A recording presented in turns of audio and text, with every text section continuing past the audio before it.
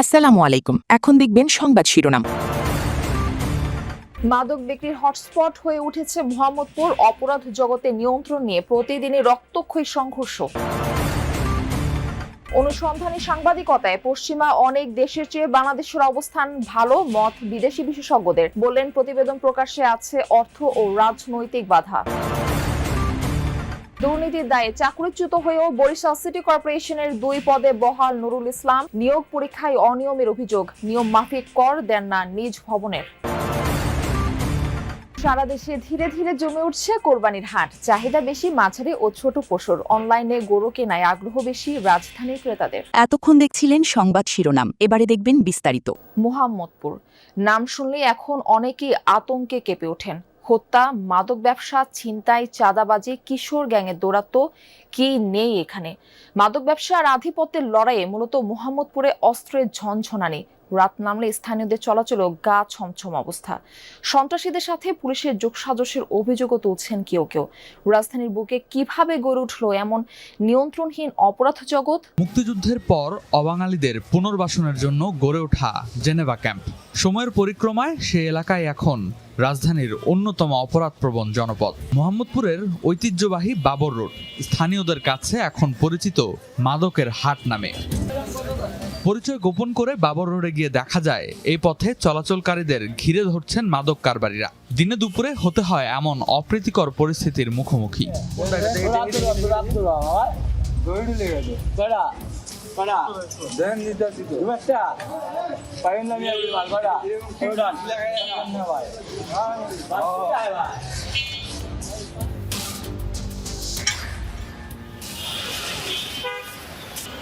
ক্যাম্পের ভেতরেই হাঁক ডাক দিয়ে চলছে মাদক কেনা বেচা। আমাদের হাতেও পেলাম 2 ধরনের মাদক, ইয়াবা আর হিরোইনের মতন ভয়ঙ্কর মাদক পাওয়া গেল এই ক্যাম্পের গলিতেই। অথচ সড়কের 2 প্রান্তেই পুলিশের অবস্থান। স্থানীয়দের অভিযোগ, মাদক ক্রেতাদের মাঝে মধ্যে আটক করলেও মূল কারবারিরা থেকে যাচ্ছে ধরাছোঁয়ার বাইরে। গেলেই হবে ক্যাম্পের বাজার, হ্যাঁ গেলেই হবে, আর ওই ডাকবে ডেকে বেচে। মাদক ব্যবসা, চাঁদাবাজি আর আধিপত্য বিস্তারকে কেন্দ্র করে মোহাম্মদপুরে সক্রিয় অন্তত অর্ধশত অপরাধী চক্র। বিভিন্ন নামে গড়ে ওঠা এসব গ্রুপের দ্বন্দ্বে প্রায়ই ঘটছে হামলা, ছিনতাই, কুপিয়ে হত্যা। জনমনে আতঙ্ক ছড়াতে বিভিন্ন ছদ্মনামে এলাকা দাপিয়ে বেড়াচ্ছে।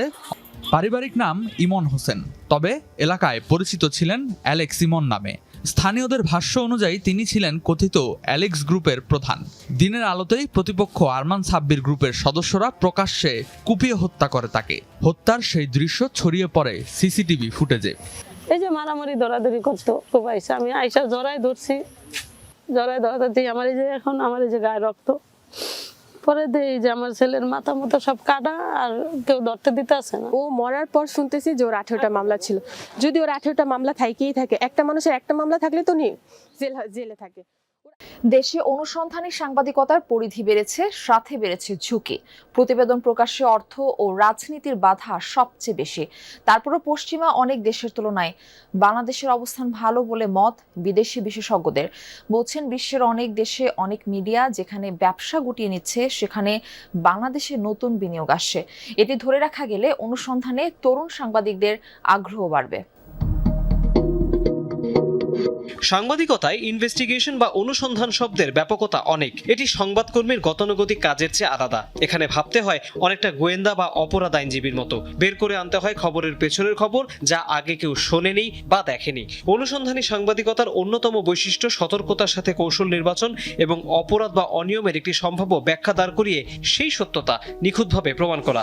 সংবাদ মাধ্যমের স্বাধীনতা সূচকে ভালো অবস্থানে নেই বাংলাদেশ। তারপরও দেশে অনুসন্ধানী সাংবাদিকতার প্রবণতা বেড়েছে। মূলধারার পত্রিকা ও টেলিভিশনে আলোচিত প্রতিবেদন তৈরি হচ্ছে একের পর এক। ছেড়ে কথা বলছে না ডিজিটাল প্ল্যাটফর্মও। বিদেশি সংবাদ মাধ্যমের সাথে কাজ করছেন দেশের গণমাধ্যম কর্মীরা। বেরিয়ে আসছে শিক্ষা, স্বাস্থ্য, পরিবহন, ভূমি, রাজনীতি, অর্থনীতি ও বাণিজ্যের নানা অনিয়ম। সদ্য শেষ হওয়া বাংলাদেশ জার্নালিজম কনফারেন্সে এসব কাজের ভূয়সী প্রশংসা করেন বিদেশি সাংবাদিকরা। People of Bangladesh are turning to Jamuna TV and to the newspapers. বাংলাদেশের মানুষ এখন এখন সত্য জানতে সংবাদ মাধ্যমের দিকে ঝুঁকছে।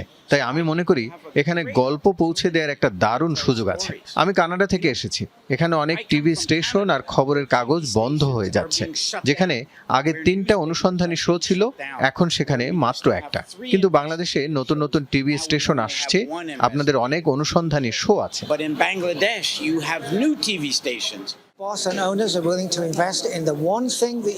প্রতিষ্ঠান যদি অনুসন্ধানী সাংবাদিকতার পেছনে বিনিয়োগ করতে রাজি থাকেন, তবে এটাই হবে নিউজ রুমের আসল শক্তি, যা অন্যদের থেকে আপনাদের আলাদা করবে।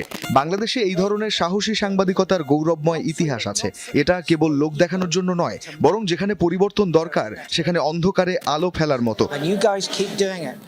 বাংলাদেশে অনুসন্ধানের পরিধি বেড়েছে, আলাদা ইনভেস্টিগেশন সেল করেছে মূলধারার বেশিরভাগ গণমাধ্যম, কিন্তু কোনোভাবেই ঝুঁকি কমছে না। প্রচলিত আইনের মারপ্যাচ তো আছেই, নজরদারির শঙ্কা, হামলা, হয়রানি ও সেলফ সেন্সরশিপের কারণে অনেক প্রতিবেদন প্রকাশ হবার আগেই হারিয়ে যাচ্ছে।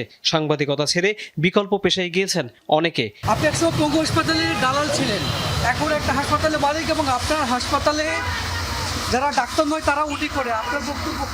Many media, sometimes many journalists have a political bias. বাংলাদেশের অনেক মিডিয়া আর সাংবাদিকদের মধ্যে এক ধরনের রাজনৈতিক ঝোঁক কাজ করে, কিন্তু সাংবাদিকদের কাজ এটা নয়। ক্ষমতায় কে আছে সেটা দুর্নীতির দায়ে চাকরি থেকে বরখাস্ত হয়েছিলেন। দুদকের নজরদারির পরেও থেমে নেই বরিশাল সিটি কর্পোরেশনের চিফ অ্যাসেসর নুরুল ইসলাম। কর ধার্য শাখার প্রধান হয়েও নিজ মালিকানাধীন ভবনের কর দিচ্ছেন নামে মাত্র। চিফ অ্যাসেসর পদে নিয়োগ পাওয়া নিয়েও রয়েছে গুরুতর অভিযোগ। এ বিষয়ে তদন্ত করে প্রয়োজনীয় ব্যবস্থা গ্রহণের আশ্বাস দিয়েছেন বর্তমান প্রশাসক। বাড়ির মালিক বরিশাল সিটি কর্পোরেশনের কর ধার্য শাখার প্রধান নুরুল ইসলাম। দোতলা এই ভবনের বিপরীতে বছরে কর দেন মাত্র 400 টাকা। নুরুল ইসলামকে চিফ অ্যাসেসরের চেয়ারে বসাতেও কম নাটকীয়তা হয়নি। 44 বছর বয়সী এই অস্থায়ী কর্মকর্তা সিটি কর্পোরেশনের চিফ অ্যাসেসর পদে বিভাগীয় প্রার্থী ছিলেন। গেল বছরের 8 নভেম্বর অনুষ্ঠিত লিখিত পরীক্ষায় চতুর্থ হন তিনি। তড়িঘড়ি করে পরদিনই হয় মৌখিক পরীক্ষা। যারা নিজস্ব স্টাফ তাদের বয়সে একটা শিথিল করা আছে, যে তাদের ক্ষেত্রে বয়সীমা শিথিল দেবো। 5 জন পর্যন্ত আমরা ফাইনালে টিকাই ভাইবার জন্য। 5 জনের ভিতরে যে ফার্স্ট সেকেন্ড দেখলাম পরীক্ষা না দিয়ে ঢাকা চলে গেছে, আসেনি, অ্যাবসেন্ট থাকেছিল। 55 নম্বর পেয়ে লিখিত পরীক্ষায় প্রথম হন মিথুন সাহা। অভিযোগ, মৌখিক পরীক্ষার দিনক্ষণ ও লিখিত পরীক্ষার ফলাফল কিছুই জানানো হয়নি তাকে। তার অভিযোগ, 50.5 নম্বর পাওয়া নুরুল ইসলামকে সুবিধা দিতেই 24 ঘন্টার ব্যবধানে লিখিত, মৌখিক পরীক্ষা এবং ফলাফল প্রকাশ করে নিয়োগ কমিটি। লিখিত পরীক্ষার ফলাফল এবং মৌখিক পরীক্ষার যে তারিখ, সেগুলো আমাকে কিছুই জানানো হয়নি, কিন্তু আমি